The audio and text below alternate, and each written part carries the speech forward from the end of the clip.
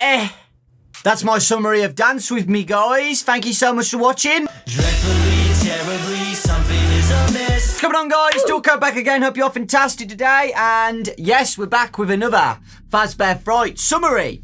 And it is Dance With Me. Okay? I said on last week's video that it's about Ballora and these weird glasses.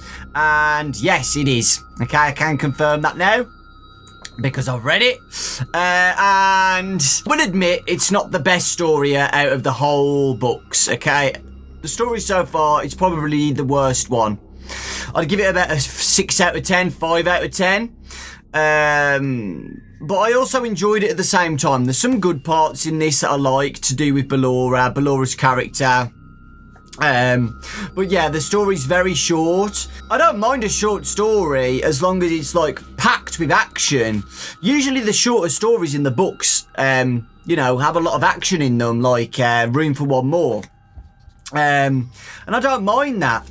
You know, sometimes the longer stories are boring because it's filled with filler that I'm not interested in. I'll be honest, guys, you know. So yeah, and there's not a lot of lore in this, guys, either. There's literally no lore.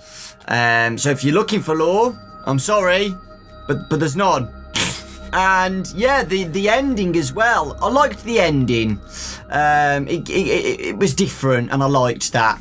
That's basically the best positive thing I can say about this story, is that it was happy, and I liked that. You know, I was kind of getting sick. I mean, I know, guys, the horror stories, but I was kind of getting sick of the kids dying. You know, I wanted a happy ending for once. So I'm actually glad that Scott decided to put this in.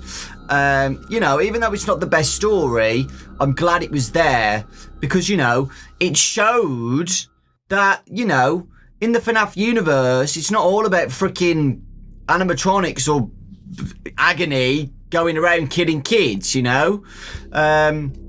Sometimes there is light in the universe. I know it's very bleak, but there is at least a tiny bit of happiness in the FNAF universe, you know. Let's begin.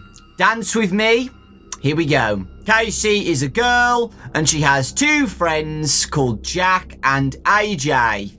They're all homeless, okay? A lot of sympathy with this one, guys. I did feel bad for them, because homelessness should never happen to anybody. We find that out later on, actually. The scene at this start actually shocked me.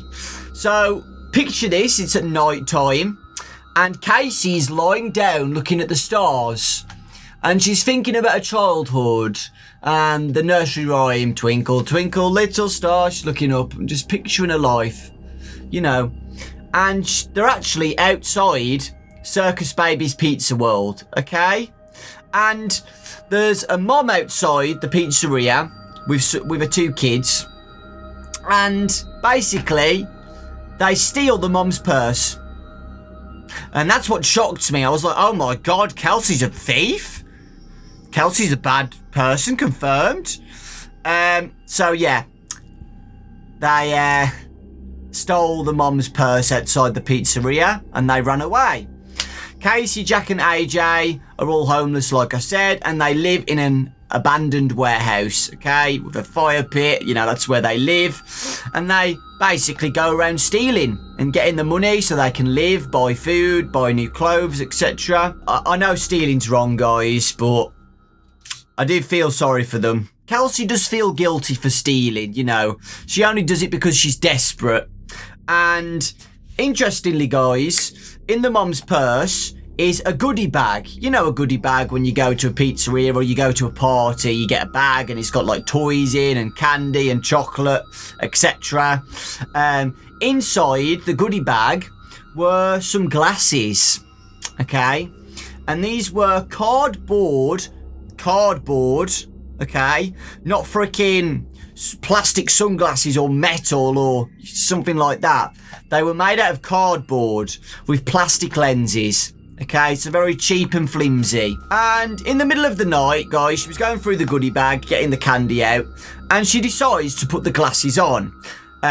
It's dark in the room, okay? So she puts the glasses on, and she can't see anything in them because it's so dark, but it does make her feel dizzy. So she puts them on and she starts feeling really dizzy. And she can't see anything because it's so dark. So she takes them off and says, I'll try them on in the morning to see what I can see. Oh, here's some backstory about Casey, okay? So Casey's mom wasn't really the best mom all her life, okay? And this is, I really feel bad for her at this point. So Casey gets a new boyfriend. Casey's mom gets a new boyfriend, and the boyfriend is like, oh, I left my house when I was 16 years old, you know, you got to look after yourself, to Casey. And Casey's mom had to choose between her boyfriend or her daughter. And what do you think happened? Casey's mom chose her boyfriend over her own daughter, and Casey was homeless at 16. Casey was homeless at 16 years old, which is absolutely crazy. Her whole life was ahead of her. She was doing well at school. She was looking after herself. She, you know, although her mom didn't really look after her well, Casey was doing well at school. She had a good life ahead of her, and it was taken away because of her mom. Because she was homeless, she didn't have enough money to keep going to school and stuff. You know, she had nobody. So she, unfortunately, became homeless. And at some point, she was at a restaurant and she stole money at the restaurant. And she kept stealing for a teen life. And then she met AJ and Jack, both homeless thieves as well. And then they all binded together and they made a little hideout in the abandoned warehouse. That's the backstory. Okay, that's all you need to know. So in the morning, because they got lots of money, well, they actually got $87 out of the wallet, ironically, $87. So yeah, in the morning they had a meal at the burger barn across the street from Circus Baby's Pizza World, and she actually uses the toilets to wash herself and clean. You know, more sympathy for her. And then when they go outside the burger barn, she puts on the glasses. So she's looking at Circus Baby's Pizza World when she puts on the glasses. And she sees Ballora. She sees Ballora next to Circus Baby's Pizza World, quite far away. She can't really see the details of Ballora.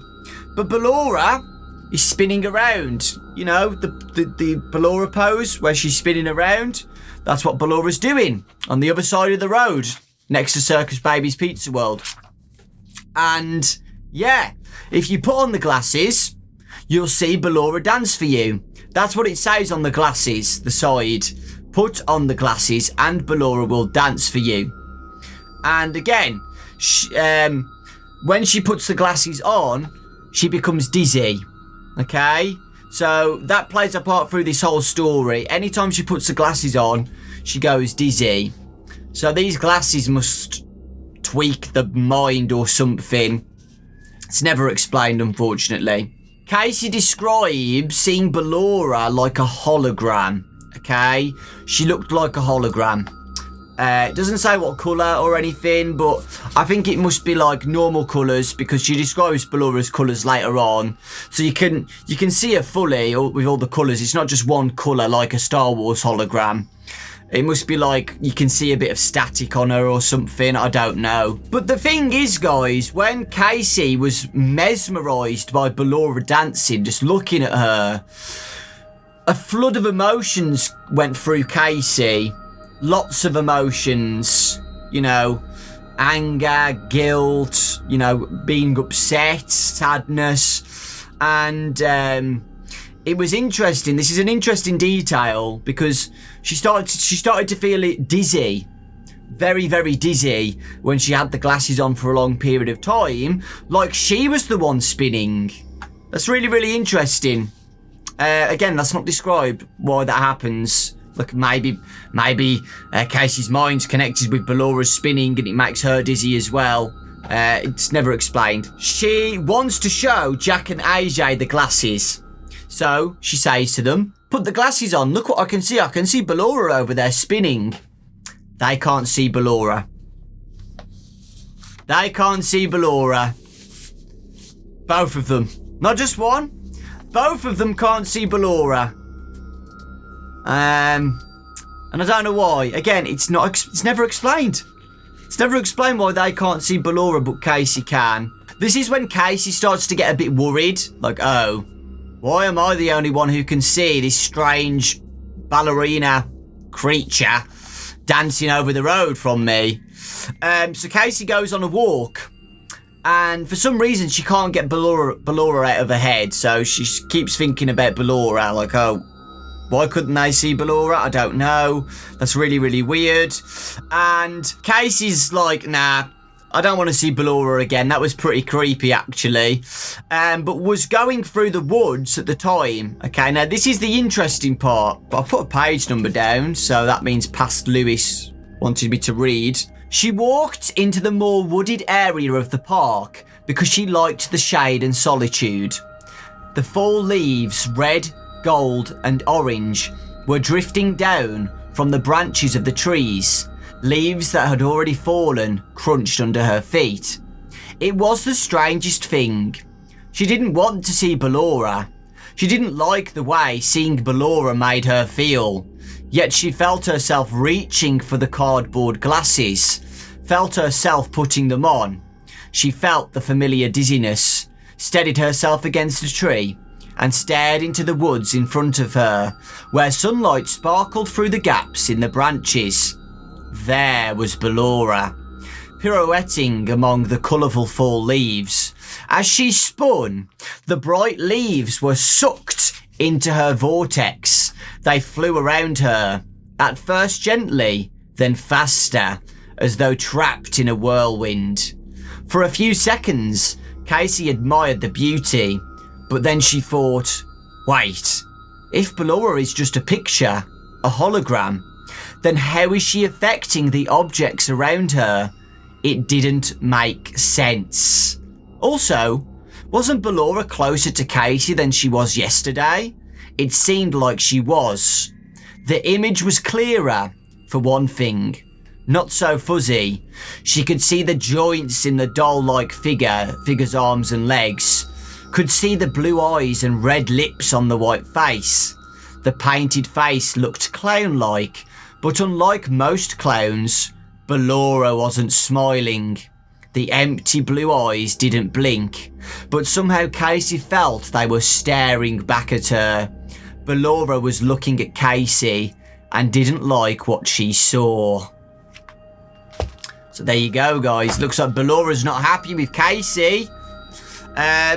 So yeah, that's the interesting part, guys, is that Casey can put on the glasses and see Ballora spinning in the woods or whatever, but Ballora can affect the environment in real life. So although Ballora's in the glasses, it's so weird, isn't it, guys? It's weird. I know it's weird, and I think it's weird as well. So Ballora is spinning in the hologram, but in real life, her spinning is making the leaves go around her. So it's like Ballora is invisible in real life, but she's there. And you can only see her when you wear the glasses. I know it's weird. Again, it's never explained. Okay, guys, and then, yeah, Ballora made her scared, really, really scared. Like Ballora's coming for her because, you know, she's getting closer. They go and steal, again, on the night time. And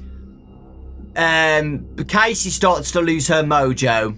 So what they do, guys, is they get this knife and they cut bags to take them and snag them secretly. Casey accidentally cuts somebody's arm instead of the bag. So she's starting to lose her mojo. You know, Ballora's affecting what she does, and it's making Casey make a lot of mistakes in stealing now. So think about that as well. So Casey's starting to lose her mojo, which is a good thing. She's not stealing anymore. The next day, she puts on the glasses again, and Ballora was even closer. Jack and AJ again put the glasses on, and they still couldn't see Ballora, only her. And Ballora's getting closer and closer. So Jack decides to throw the glasses in the bin. So, right, these glasses are getting into your head. I'm throwing them in the bin. Just ignore it. Just ignore the problem. Just move along. Hold on. I'm actually scared. If Bellora's there, I would want to see where she is. You know, a scary, invisible Bellora is more frightening than actually knowing where she is, right? Because Casey's clocked it, where she knows that Bellora is probably still there, even though you can't see her. And Bellora's getting closer and closer, you know. It's like a ghost, basically. But the glasses allow you to see the ghost. But that ghost is getting closer and closer. Kelsey walks past the park again, and she sees the leaves twirling again in that motion. She doesn't put the glasses on, though, but she thinks, like, is that Bellora? Is Bellora there? Even closer to me now, spinning the leaves. They do more stealing, guys, but they fail because the police are at the station. You know, just some more, you know, filler plot where they'd go and try and steal again because they need to. And then again, she puts the glasses on, guys. And again, another description about Bellora getting closer. She goes outside of the warehouse. Because she couldn't help herself, she put them on. There, under a beam from a street light only a few yards away, Bellora twirled. She was closer than she had ever been before. Casey could see every joint in her body, each detail on her face, torso and tutu. She was beautiful and horrible at the same time, and she was definitely getting closer. So yeah, and then she thinks more about this, guys. Each time she had seen Bellora, she had been a little closer. What was going to happen when Bellora got close enough to touch her? Could Bellora catch her? So this is where Casey decides to leave the city, run away from her problems. She thought, if she's not near the pizzeria and she's out at city, surely Bellora can't follow her around. So she leaves and goes to Memphis, a real city. So she leaves to go to Memphis, guys. Memphis. So she takes a bus and goes to Memphis. And she's hopeful for a fresh start. She's like, okay, you know, I'm going to have a new start, a new life. I'm going to get a job and I'm never going to steal again. This is a fresh start for me. And she decides to stay in a motel. And she does get a job. She gets a job, guys. And at this point in time, guys, she doesn't touch the glasses. She's scared, right? So she goes to Memphis. She stays in a motel. And this is all filler, to be honest. This is quite fillery. She gets a job washing dishes at a cafe. And she steals money. She's tempted. There's money on the table. And she takes some of the money. And she gets caught by one of the staff. And gets a warning, okay? Just gets a warning saying, don't do it again, don't steal. And yeah, at this point, guys, you know, she's stressed, right? Because the staff are like, you know, watching her now. She's under the limelight. Her past, being a thief and homeless, you know, she's worried about all that stuff. Because she's so emotional, guys. On the way home, she puts on the glasses. Okay, and Bellora is still there, even closer now, like really close. So at first, Bellora was across the road. Now she's like about halfway, so very, very, very close now. Now this is a lovely, lovely dream, guys. We love our FNAF dreams. In the middle of the night, guys, Casey has a dream about Bellora. And it's a nice creepy dream. Also, guys, it should be said, Casey actually talks to Bellora. Bellora doesn't reply, but when Casey sees her closer in Memphis, she goes, "Why? Why do you keep following me?"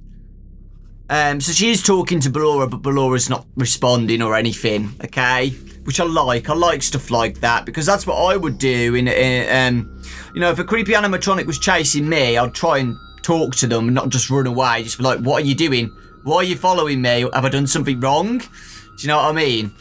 I like that instead of them just freaking running away or getting killed. That night, Casey dreamed she was sitting in a red velvet seat in a beautiful theatre with a golden domed ceiling. The theatre was empty except for Casey. The lights went down, sending the room into blackness, and orchestral music swelled. The lights came up on the stage, and Ballora danced out on tiptoe. She danced to the left side of the stage, and a huge purple and gold satin banner unrolled from the ceiling. It was printed in fancy letters with the word liar. Ballora put her hands on her cheeks as if startled, then lifted her arms for a long pirouette. She danced over to the right side of the stage, where another large purple and gold banner unrolled. This one was printed with the word thief. Ballora put her hands on her cheeks again, then danced to the centre of the stage, spun, and looked directly at Casey. She pointed at her, and one more banner unfurled itself centre stage. This one said, you. So yeah, really cool dream, guys. I like that. Seeing Ballora dance around and it's like a warning, right? Ballora's not showing any aggressiveness at this point, which is strange, you know. All the animatronics in the other stories are aggressive, okay? Ballora in this dream doesn't attack, doesn't leap at her and, you know, try and chomp her head off. Ballora's just dancing around and showing meaning. Liar, thief, you know. So Ballora is, you know, trying to do something. I'll explain that later on, but, you know, Ballora's trying to warn Casey, threaten her. And again, that's explained later on. A missing detail that I'd forgot to mention, guys, is on the way to Memphis, Casey comes across an old lady, and the old lady says, you know, it's better to build bridges than burn them. You know, running away from your past, it's better to try and fix things, apologise, and try and make things up. You know, to be friends again, etc. And you know, think about Ballora in that perspective. Casey's running away from her past, stealing, you know, trying to get a new life, but she hasn't fixed anything. She hasn't, you know, apologised or anything to people who she stole from. You know, she's burnt the bridge instead of building it to move on. And interestingly, Ballora's following her and getting closer and closer. I think Ballora's a metaphor for her past, you know, stealing the bad things in her past, and it's following her and getting closer and closer. So when she wakes up from this dream, she's like, yeah, that's it, I'm going. And she gets a bus to Nashville, okay, to try and get away from everything again. Oh, this is a new life, she says. New life, fresh start. This is it. I'm going to get a new life here. And she's looking through a newspaper article, and she sees a job interview. Good pay to work in the office. Really good pay. And, you know, it sets up your career then as well. You get paid, but you also get training in this job. And she's like, yes, this is it. This is the new start that I'm looking for. And the problem is, guys, office work, you need to dress smart. And she doesn't have the clothes for it. She still has a little bit of money, so she finds a store, and she finds this lovely red dress and some nice shoes for the interview. Unfortunately, she doesn't have enough money to get both. So what do you think Casey tries to do? She tries to steal. She tries to steal the red dress. She shoves it in a bag. And this is really, really good, guys. I love this scene. So when she tries to leave the store, the alarms go off. Okay? She bought the shoes. She goes, here you go, thanks for the shoes. And she tries to leave with the red dress stolen in a bag. The alarms go off in the store.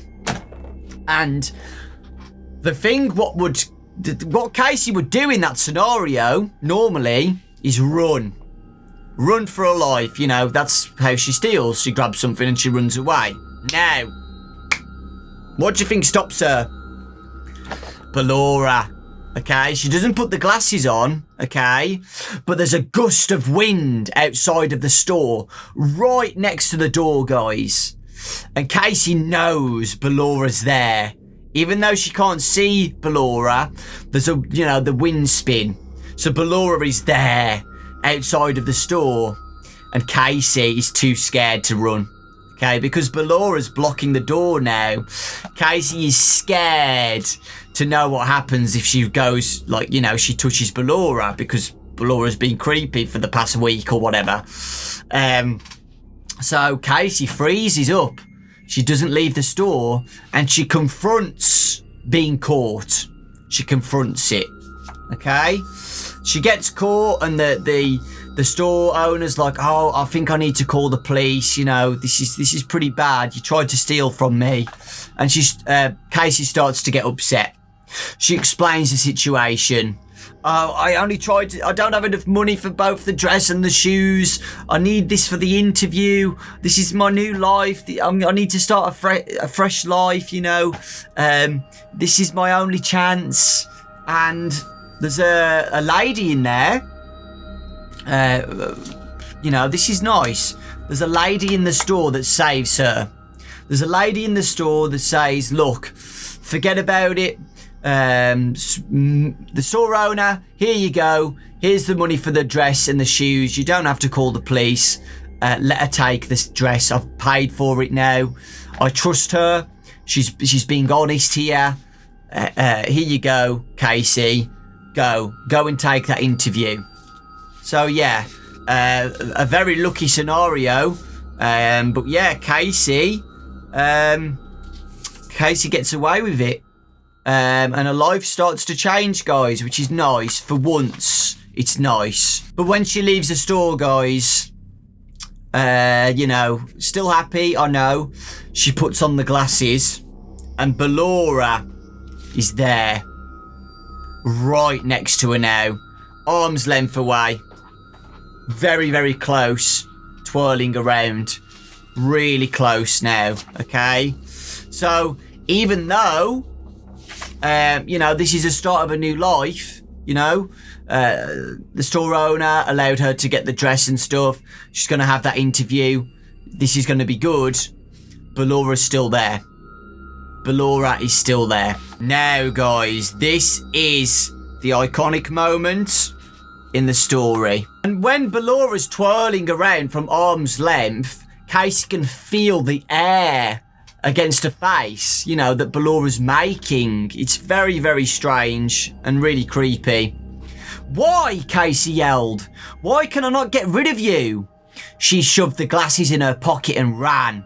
She ran away from Ballora, even though in her heart, she knew Ballora was right there with her.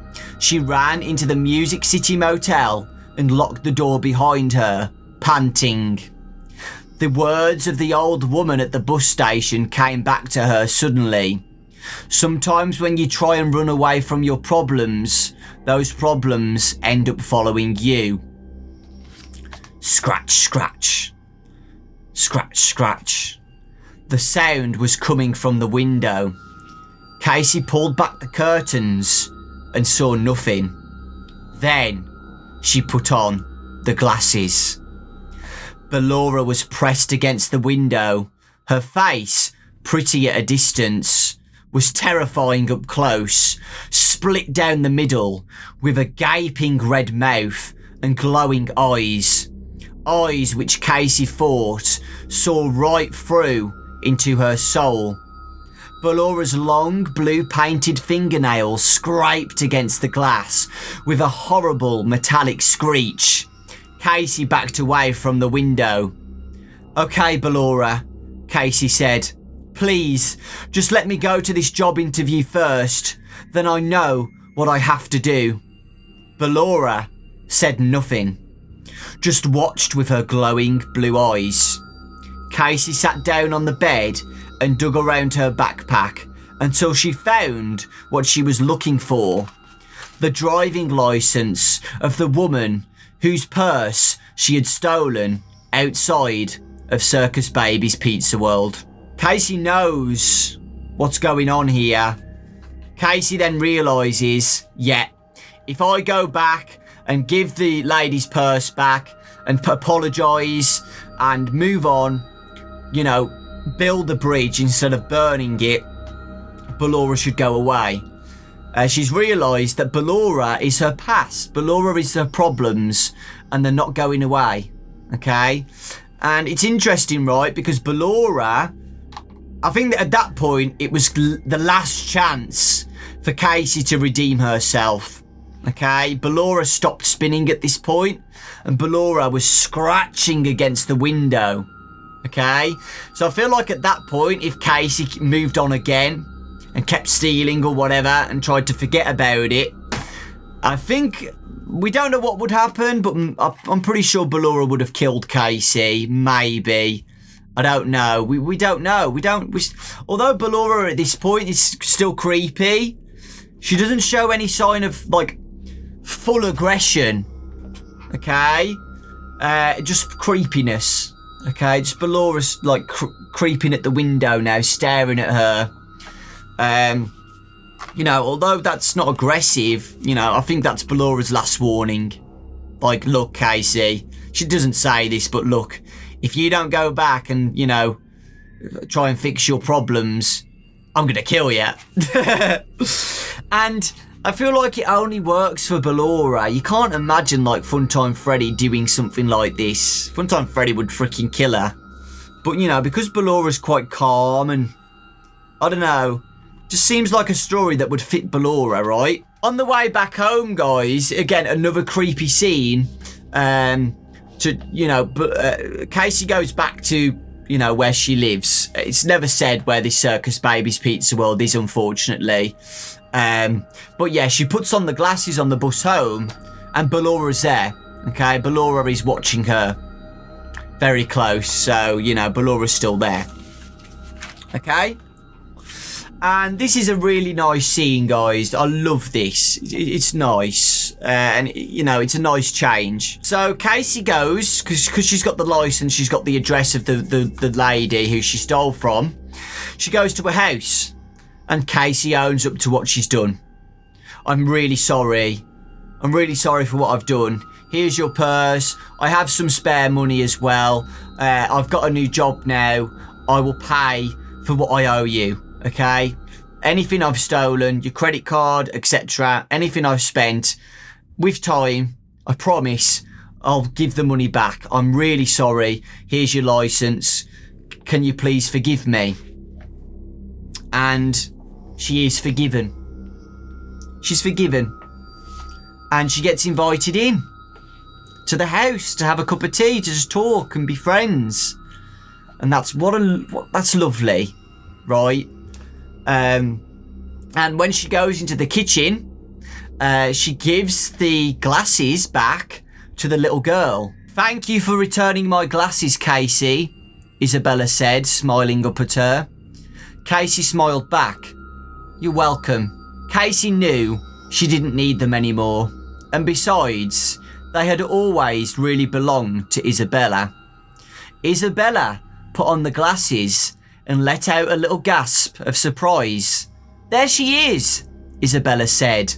The little girl stood still for a moment, glasses on, her mouth agape in wonder, and then she started to dance. And that's the ending. So yeah, Isabella can see Ballora when she puts on the glasses. It's interesting, right? Maybe only female, maybe only girls and women can see Ballora and not men. I don't know. Because we only know two characters who can see Ballora, Casey and Isabella, and they're both female. And the two men, thieves, you know, AJ and Jack, they can't see Ballora.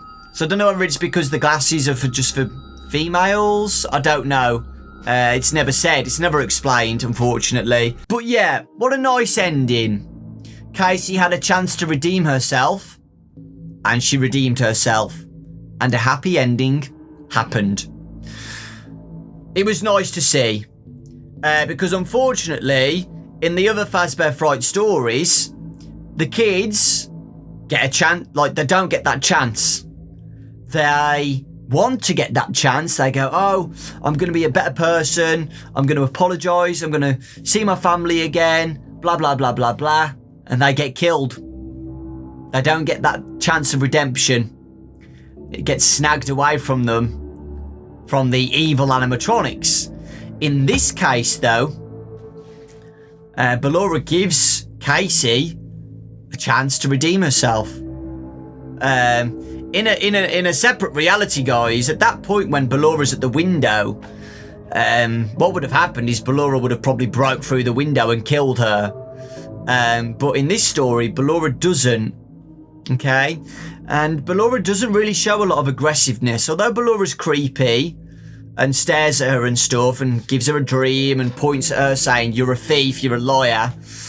Ballora doesn't really show any sign of aggression. Okay? The only tiny bit is when she's scratching the motel window and just staring at her. That's it.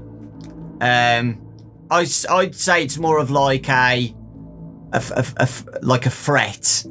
Ballora's saying to Casey, you need to go back and apologise and give the glasses back to the girl. You know, that's it. And with all the mentions of it's better to build bridges than burning them, I feel like Ballora's the metaphor of that. You know, Casey tries to run away from city to city, and Ballora's still following her. You know, it's just a metaphor to show, you know, build bridges, apologise. It's a lot better to do that. And that's true in normal life, guys. And it was really nice to see that Casey was forgiven. It took guys, you've got to think, it takes a lot of balls to go to somebody and apologise, you know, and face the consequences. And she was forgiven, and that forgiveness is such a nice feeling, guys. Trust me.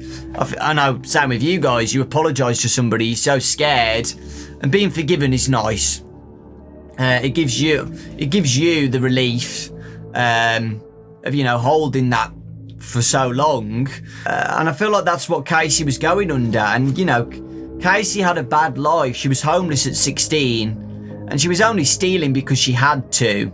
Okay, obviously it was bad. It's still wrong to do, obviously, but you know, Casey was desperate.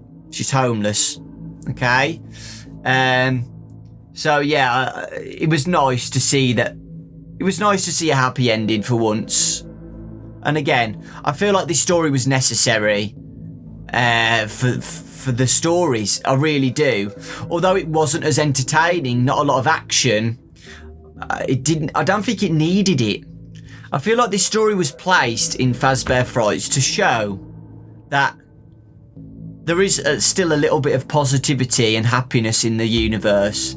It's not all about animatronics going out killing kids or whatever. There is some kindness in these stories, okay? And that's it, guys. That is Dance With Me. Now, let me try and explain a little bit more. No time zone is set in this story. It's not. I don't think it's at modern times. Circus Baby's Pizza World is still there, okay? And we know in the game universe and in the book universe that in modern times, Freddy Fazbear's Pizza is basically gone. It's always abandoned buildings, abandoned pizzerias, and Circus Baby's Pizza World in this story is open. So yeah, this is set in the olden times, okay, when Circus Baby's Pizza World existed, and it's a strange one, right? Because the sister location animatronics are aggressive in the game lore. But interestingly, Ballora isn't, which is strange, right? Because, you know, Baby and Funtime Freddy, Funtime Foxy and Ballora are designed to kill kids. But in this case, from the glasses, the hologram Ballora seems to be okay. That's all I can say, really. Lore about the glasses. The glasses are very sci-fi, okay? Is something inside the glasses? Is Ballora inside the glasses? Who is this Ballora? Is this Ballora the same one as the sister location animatronic Ballora? Is it just a hologram inside the glasses? Is it a ghost? We don't know. It's never explained, unfortunately. So yeah, we don't know. What we do know is that the glasses make you feel dizzy. Okay, for Casey anyway. It's never said if the little girl gets dizzy when she puts them on. Casey does. So I feel like the glasses connect to your brain or something when you put them on. It makes you hallucinate, kind of like the illusion discs, where they mess with your brain to make you see things, and the glasses are connected with her emotions and stuff. When she puts them on, she gets emotional, makes her feel dizzy. So I feel like the glasses are connected with her brain. So when she's seeing Ballora, it could be like her past coming for her, something like that, making her hallucinate Ballora getting closer. But I do feel like Ballora is there, or the glasses are doing something at least. But yeah, we don't know. We don't know. And that's honestly it, guys. It's a nice story, but there's no lore in this. I really don't think there's any lore. Just that the glasses make you hallucinate or whatever, and the glasses affect your brain. That's it. A happy ending for once, which is nice. Thanks for watching. That's literally it. I can't really talk about anything else. The next story is Coming Home, and apparently it's good, okay? Apparently Coming Home has some backstory to do with one of the dead kids and Chica, apparently. So yeah, get ready for that one. That's going to be good. But yeah, that was Dance With Me, guys. Let me know what you thought. Although it wasn't as good as the other ones, I still feel like it was necessary to be in here. In my opinion, it just shows that there is some good endings at least, you know. It's not all doom and gloom in the FNAF universe. And yeah, give some more backstory about Ballora. It would have been nice to actually go inside Circus Baby's Pizza World, because if you know in the game lore, Circus Baby's Pizza World did exist before the underground sister location. Okay, there was a pizzeria before they went into hiding, but something bad happened there. And it's, Baby talks about it, Elizabeth's death, or, the springlock failure with that springlock suit, something like that. And there was a gas leak there. And the sister location animatronics are taken underground into William Afton's facility. Okay? So yeah, Circus Baby's Pizza World did exist in this book lore as well. But I wish they went inside and we got some, description of what's in there, baby, etc. Would have been nice to see that. Hopefully we do get something like that in the future though, because we still don't know much about Circus Baby's Pizza World. It would have been nice to see. But yeah, the glasses were there at Circus Baby's Pizza World. So yeah, there was still some, weird stuff going on with the technology and stuff. Probably made by William Afton. That's pretty much it. Thank you so much for watching, guys. Leave a like if you enjoyed. I'm looking forward to the next story. And like I said, the more I do think about this story, I do like it. I'd actually give it more of like a 6 or a 7. So yeah, it's a nice story. Thanks for watching, guys. Take care. Lots of love. And I'll see you all next time.